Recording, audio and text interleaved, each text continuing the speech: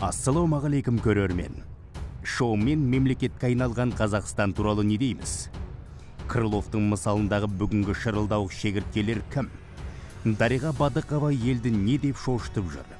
Шоу-бизнес пен той-бизнес өкілдерінің дәурені қай уақытқа дейін жүрмек? Бұл туралы бүкіл шындықты Диван Батыр арнасы баяндайтын болады.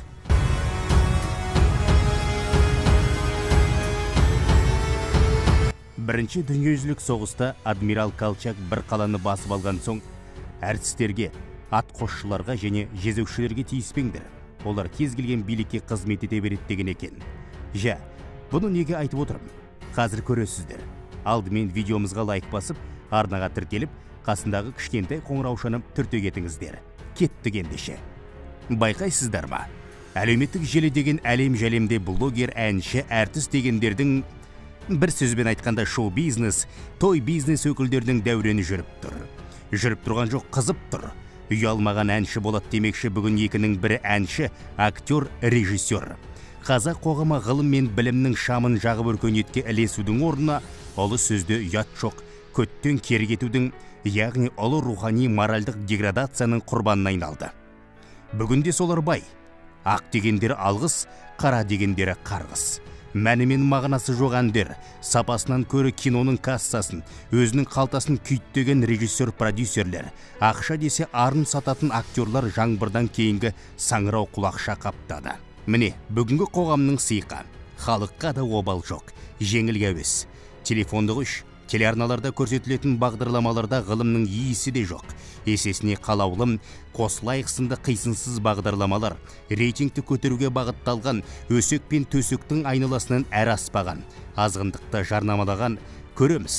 Астарлы ақиқат сынды ток-шоулар, ұлттық арнада ұлтқа қатысы жоқ жын ойнақтар кеңінен насихатталады.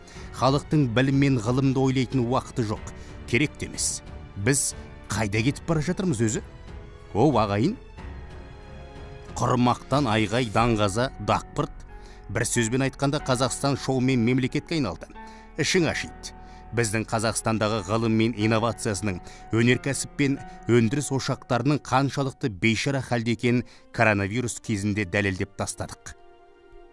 Халықтың алдында маңғазданып, кербезденіп жүретін әнші, әртіс, блогерлер Крыловтың мысалындағы шырылдауық шегірткеге айналды. Ащы болса да шындық ол. Жаз бойы көгалда жүріп, гүл айтып, қыс келгенде қонатын жері, баратын тауы болған жоқ. Қайыршының күйін кешті.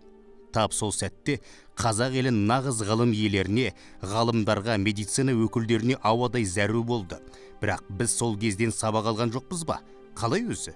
Бір ғана актриса Дариға Бадықованың мына сөзін мысалға алсақ та жеткілікті сияқты.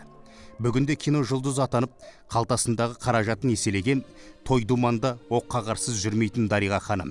Менің табиғатым элегантності қалайды. Вульгарный киім, дешевый шаш, сырға дегендерді қаламайды екен. Кеше қызық жағдай болды. Жан дүнием арзан нәрселерді менсінбейді. Менсінбейім все деді. Бұл менің менсінбейтін табиғатым. Психологтар қайда сіздер дейді ол? Қазақ кім көрінгенгі сенгі шәрі тыңдай беретін менталитеттің деңгейінде жүр. Егер ел таныған әнші не жұлдыз болсаң, өмірдің бар саласын жілікше шағатын ақылды адам деп ойлайды ғой деймін көбі. Бір кезде Мұхтар Мағауин, біз атқа мінгенде бүкіл дүние жайып жүреді. Біз шалбар кигенде бүкіл дүние жалаңбұт жүреді. Біз жазу шығарып, жыр толғаған кезде қазіргі Еуропа қараңғылық түнегінде жатқан.